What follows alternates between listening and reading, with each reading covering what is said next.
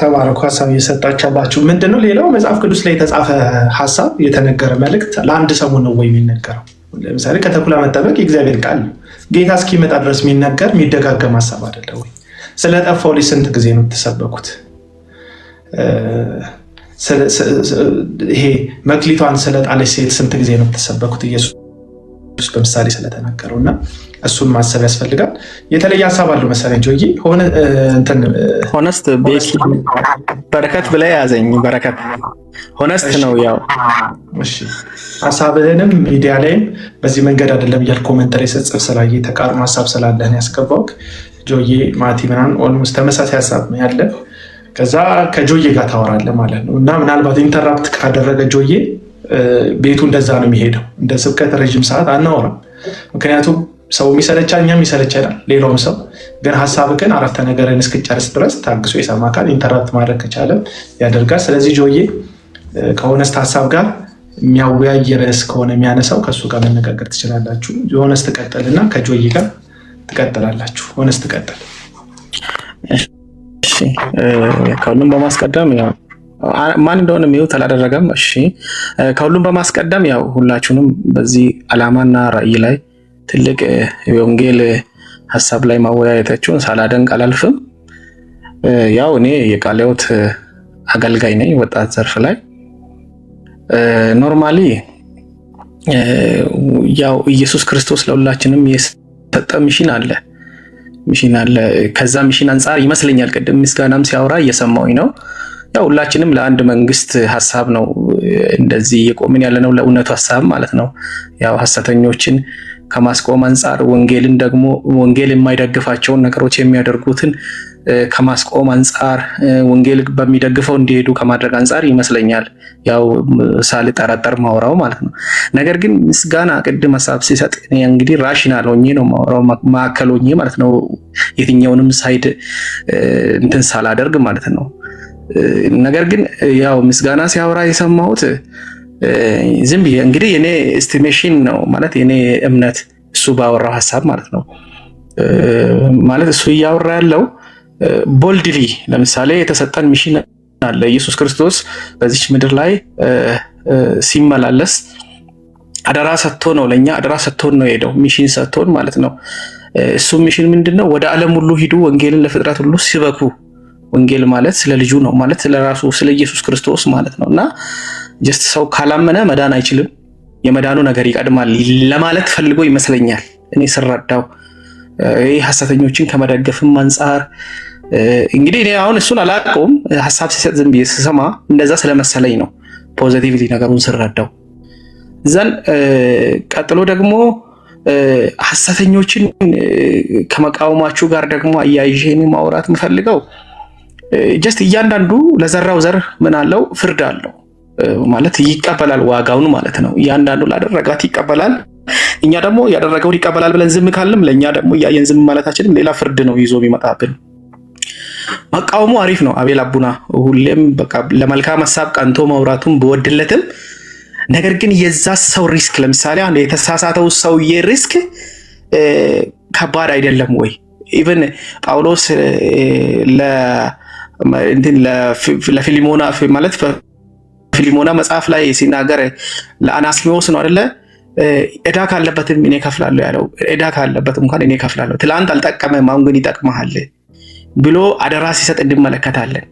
ልክ እንደዛው እኛ ያን ሰው የሚለውጥ ቢሆንስ ምንገስጽስ ቢሆንስ ወደምንፈልገው ዓላማ ማምጣት የሚችል ቢሆንስ በመንፈስ ሆነን ማለት ነው። ይቅርታ ወንድማችን። እሺ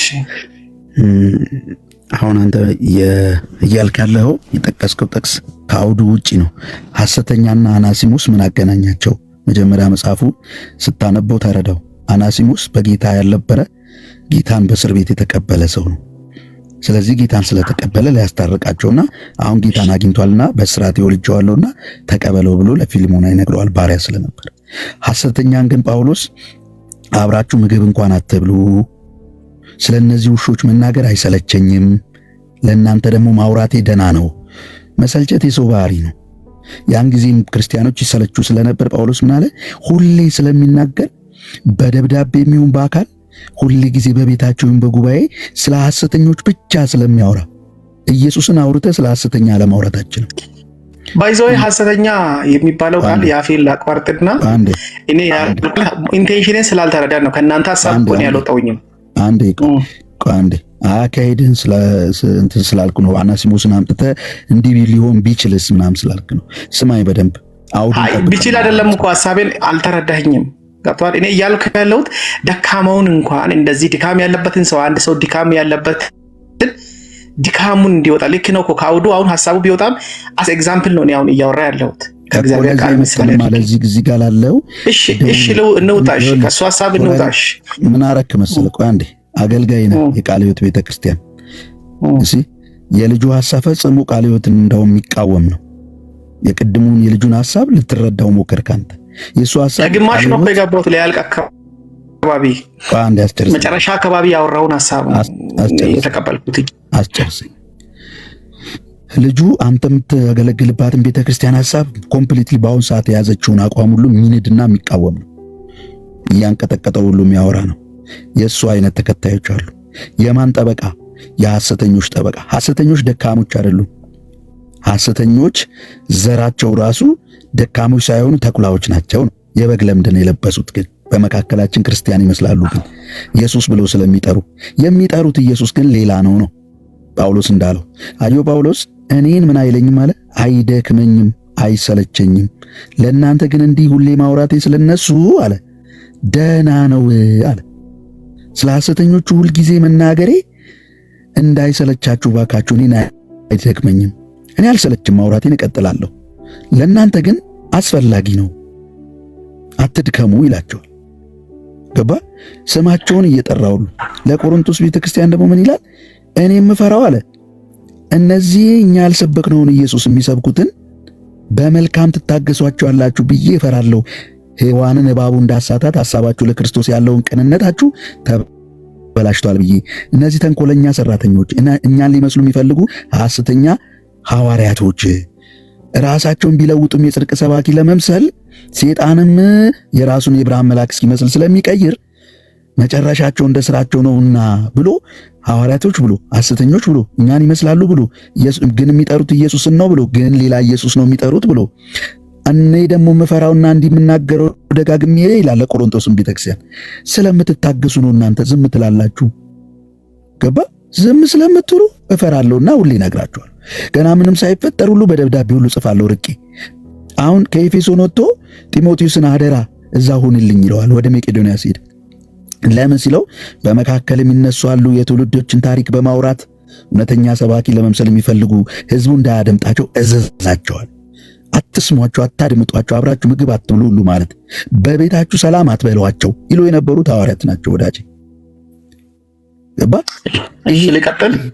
ሌላው አንድ የተናገረው ትቀጥላለህ። ሆነስት ይቅርታ ድምጼ ያስተጋባል። ምንድነው? አትዝጋው። የኔ ነው ችግሩ። ምንድነው? ለምሳሌ ዋናው ወደ ዓለም ሁሉ ሄዱ ወንጌልን ለፍጥረት ሁሉ ሰበኩ ነው። ከተሰበኩ በኋላ ሰዎች ወደ እኔ የሚመጡት መልስልኝ እስቲ። እንግዲህ አንድ ሰው ከተሰበከ በኋላ ወደ ኢየሱስ ክርስቶስ ዓላማና ሐሳብ ነው የሚመጣው። ስለዚህ ወደ ክርስቶስ ኢየሱስ ይመጣል።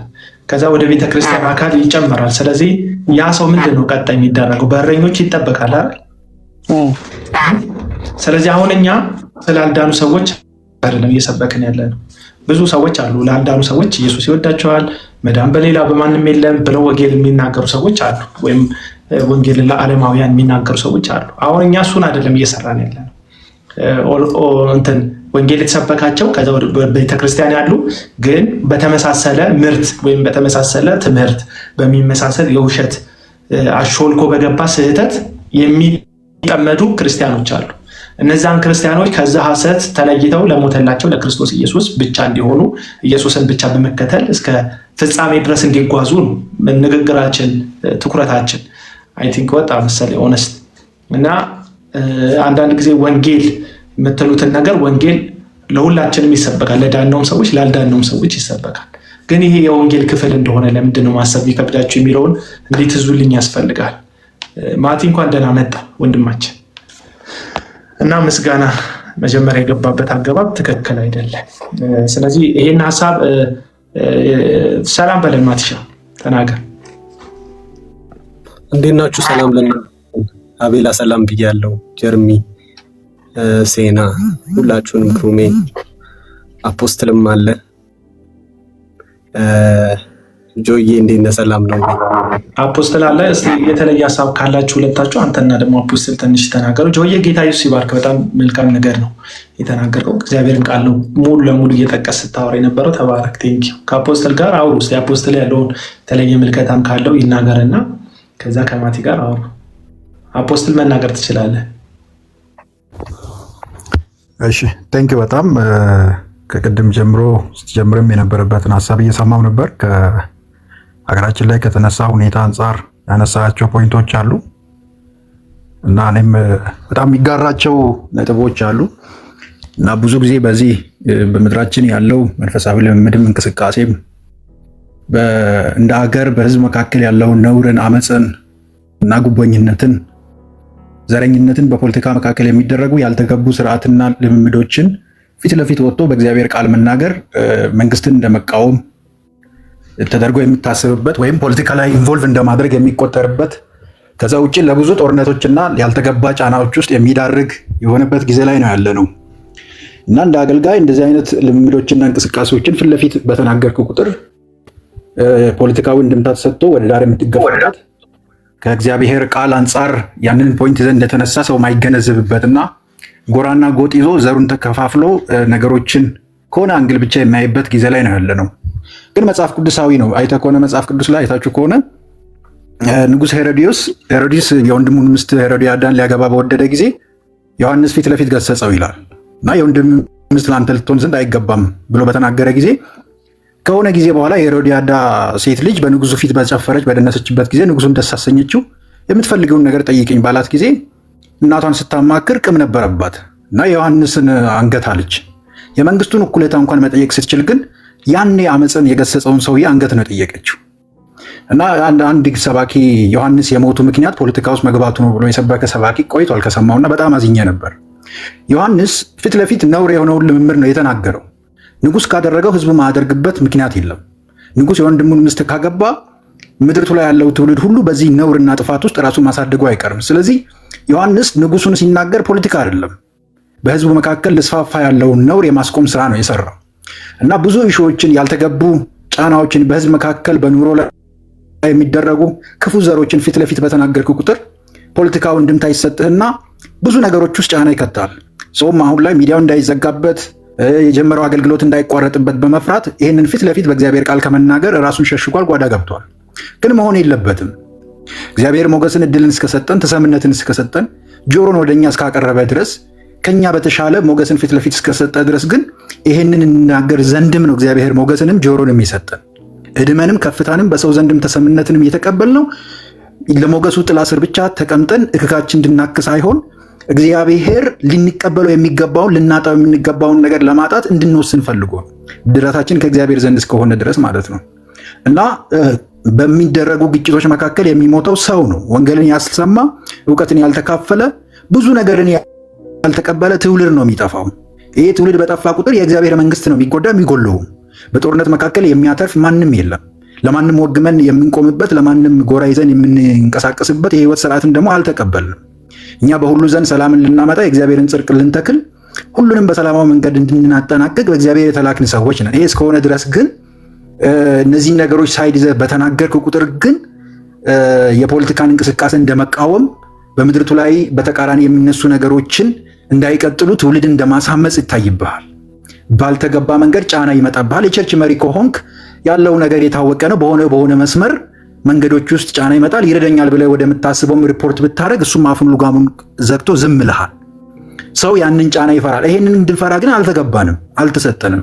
እግዚአብሔር እድል እስከሰጠን፣ ሞገስ ሰጠን እስከሰጠን፣ ሚዲያውን የሰጠን እግዚአብሔር እስከሆነ ድረስ ህዝብ አልሰጠንም፣ ሰው አልሰጠንም፣ እግዚአብሔር ነው። እድል የሰጠን እግዚአብሔር ነው። እሱ ሰጥቶ ሰው አይነሳንም። እሱ ሰጥቶ ሰው ከነሳ ደግሞ እግዚአብሔር ኃላፊነቱን ይወስዳል። እና በዚህ ጉዳይ መጀመሪያ ይዘህ የተነሳውን ሀሳብ ስለሰማው ሰው ምስጋና የሚባለው ከዛ በኋላ ነው የገባው። ለሁለት ብቻ ነበር ስታወሩ የነበሩት። ባክ ፎርዝ እያልክም ስትነግረው ሰምቻለሁ። እና ነውር ሆኖ የታሰበበት ጊዜ ነው። መሆን የለበትም። ሰው መሞት የለበትም። ማንንም ወግንን የምንቆም ሰዎች አይደለንም። እንደ ሰው በዚህ ምድር ላይ ከእናት ከአባት ከሆነ ዘር ብንወለድም ግን እኛ ከእግዚአብሔር ቃል የተወለድን የእግዚአብሔር ዘሮች ነን። የሀሳብ ልዩነቶች ቢኖሩም እንኳን ይህም ማንነታችን ግን ልንጥል አይገባም። ከእግዚአብሔር ዘርነት አንጻር ምን አይነት የህይወት ስርዓት ነው በዚህ ምድር ላይ እንዲቀጥል መሟገትም መታገልም ያለብን ብለን ማሰብ የእኛ ድርሻ ነው። የእኛ ጎራችን ይወስናል እና ይህ ግዴታ ነው። በዚህ ምድር ላይ እስካለን ድረስ ደግሞ ሁለተኛ ላይ የተነሱ ሀሳቦች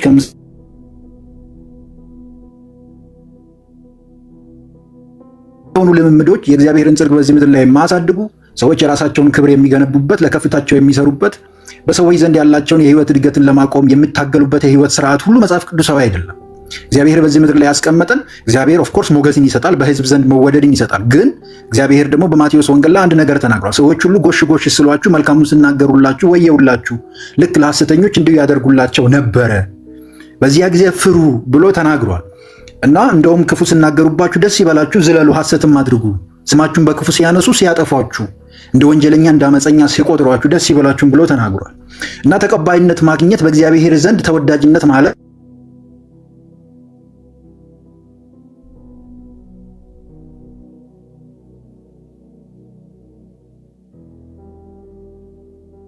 ኋላ የሚባለው ሐሳብ ያልጠበቅናቸው ግን በእግዚአብሔር ጽድቅና ሐሳብ የተገፉ ሰዎች፣ ተስፋ ያላደረግናቸው ሰዎች ፊት ለፊት ሆነው ልናገኛቸው እንችላለን የሚለውን ፖይንት ያሳየን ዘንድ እስከሆነ ድረስ ማለት ነው።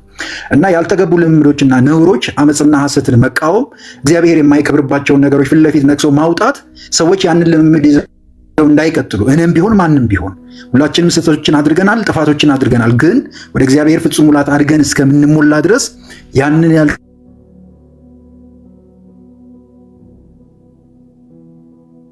ያንን የእግዚአብሔርን ጽድቅ በህይወታችን እንድንለማመድ ግዴታችን ነው። ምክንያቱም መጽሐፍ ቅዱስ ላይ አባት ልጁን ይቀስጻል ይላል።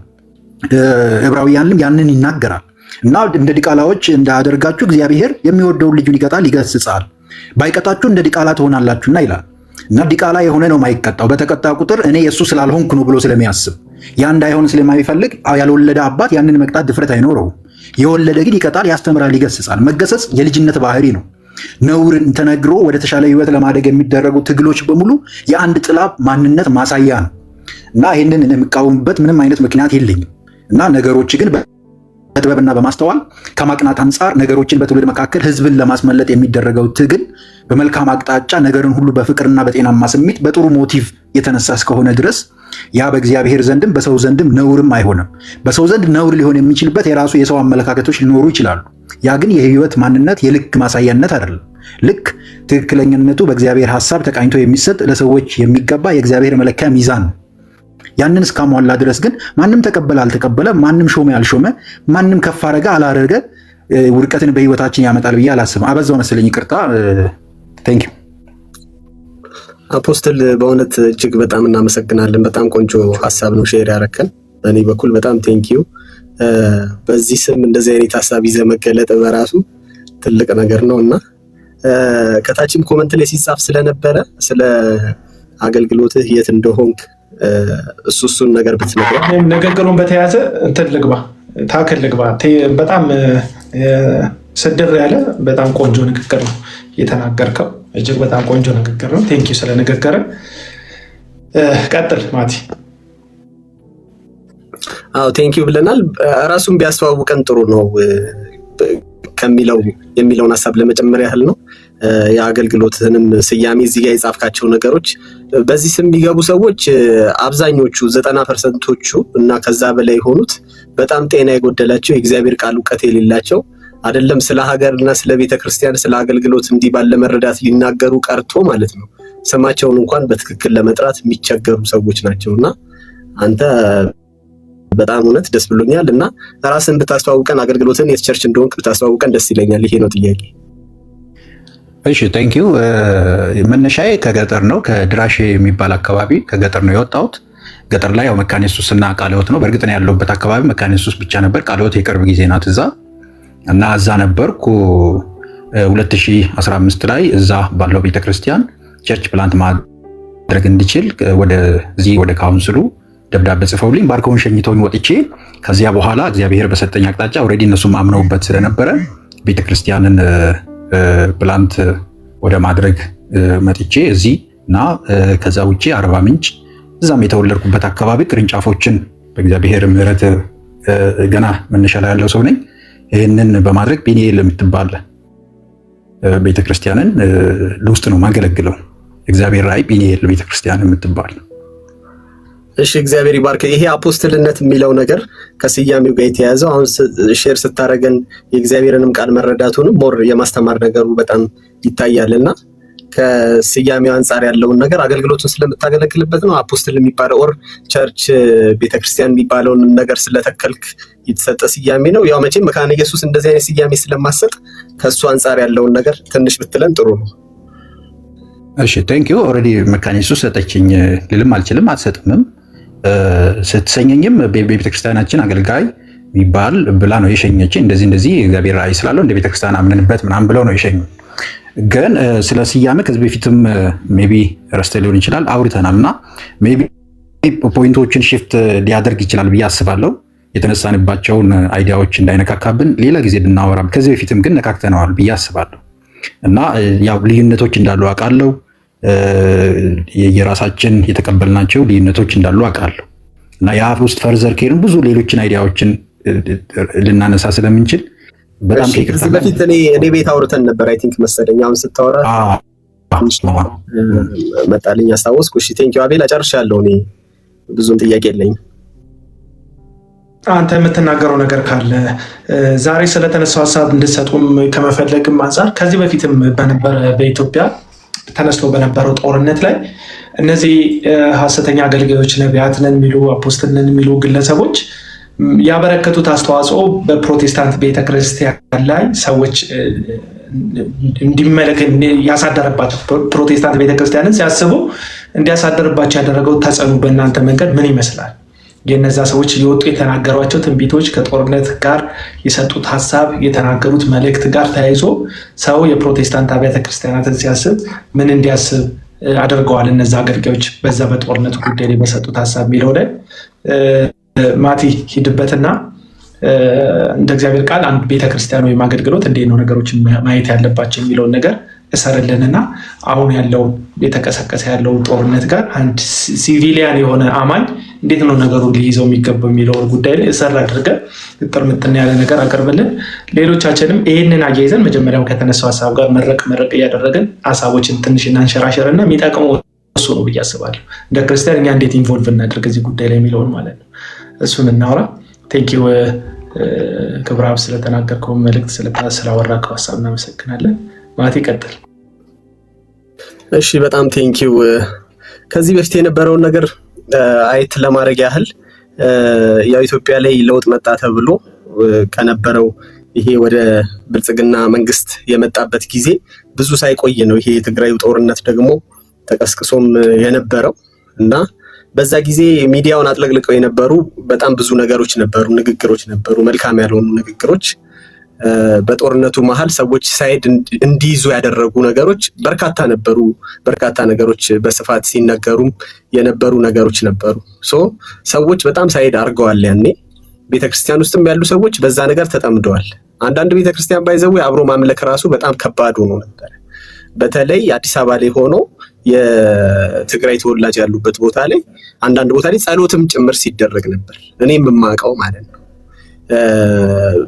በዚህ ይሄ ፌደራል መንግስቱ እዚህ ያለው መንግስት እንዲያሸንፍ እግዚአብሔር ኃይል እንዲሰጠው ጉልበት እንዲሰጠው የሚል እሳቤ እንጂ ጦርነቱ ይቁም የሚል አይነት ሐሳብ ሲናፈስ ብዙ አልሰማሁም። ግን አንድ ጊዜ በጣም የደነቀኝ ተለቅ ያሉ ሰውዬ የተናገሩት ነገር እስከዛሬ ድረስ ይገርመኛል። እኔም ቆም ብዬ እንዳስተውልና ሳይድ መያዙ ልክ እንዳልሆነ እንደ እግዚአብሔር ቃል የተናገሩት ትዝ ይለኛል። ያኔ ኪቦርድ ምናምን አከራይ ነበርና እሑድ ቀን የሆነ ቸርች ላይ ኪቦርድ ክራይ ብለውኝ ዳሙ ሆቴል እዛ ፓስተር ሚኪ ቸርች ፊት ለፊት አካባቢ ዳሙ ሆቴል ህንፃው ላይ አንድ ቸርች ነበር እና እዛ ሄጄ ነበር። ፋይናሊ የጦርነቱ ጊዜ ነው። ፋይናሊ አንድ ሰውዬ ወጥተው የመጨረሻ ጸሎት ለመጸለይ ጦርነቱን አንስተው ተናገሩ። እየተገዳደልን ያለነው ከወንድሞቻችን ጋር ነው፣ እየተጠፋፋን ያለነው ከወንድሞቻችን ጋር ነው፣ በተለያየ ነገር አብረን ከተሳሰርናቸው ጋር ነው፣ አካሎቻችን ናቸው፣ አብረውን የኖሩ ናቸው፣ አብረን የበላን አብረን የጠጣን እና ድንበር ተሻግሮ ኢትዮጵያ ከሚባል ሀገር ውጭ ያለ ነገር አይደለም። ኢቭን አማኞች ከሆን እንኳን ከኢትዮጵያ ውጪ ራሱ ካለ ሀገር ጋር በሚደረግ ጦርነትን እግዚአብሔር ስለማይወድ የሰዎችን እልቂት እግዚአብሔር ስለማይወድ እኛ አማኞች ልናረግ የሚገባው ነገር በጦርነት ጉዳይ ላይ መጸለይ ነው። ጉዳዩን ለእግዚአብሔር መስጠት ነው። ሰዎች እንዳይጠፉ እንዳያልቁ ነገሮችን ለእግዚአብሔር ማስረከብ ነው ያለብን። እግዚአብሔር ደግሞ ይሰማናል። ልጆቹ ስለሆን ጸሎትን ያዳምጣል፣ ይሰማል። ከዚህ እልቂት ውስጥ መውጣት የምንችለው ክርስቲያን የሆን ሰዎች ስንነቃና ከዛ ነገር ራሳችንን ስንጠብቅ ነው ብለው ብቻ ሰፋ ያለ ነገር በጸሎት ውስጥ አይናችንን አስጨፍነው ሲናገሩ በጣም ትዝ ይለኛል። እና ብዙ ጥቅስ የመጽሐፍ ቅዱስ ክፍሎችን አንስተው ሲናገሩ ነበር። ያው ብዙ ጊዜ የሚጠቀስ ጥቅስ አለ። አይ ቲንክ አንደኛ ጢሞቴዎስ ምዕራፍ 2 ላይ ይመስለኛል ጸልዩ የሚለውን ሐሳብ እና ለነገስታት ይላል፣ መኳንንት ይላል፣ ግን አስቀድሞ የሚለው ለሰዎች ሁሉ ነው የሚለው።